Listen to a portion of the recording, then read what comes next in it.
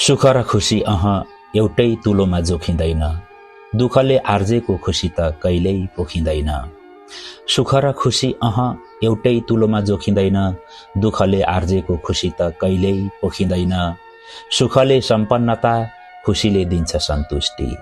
सुखले सम्पन्नता अनि खुसीले दिन्छ सन्तुष्टि। अनवरत तिम्रो यात्रा कहिल्यै पनि रोकिँदैन।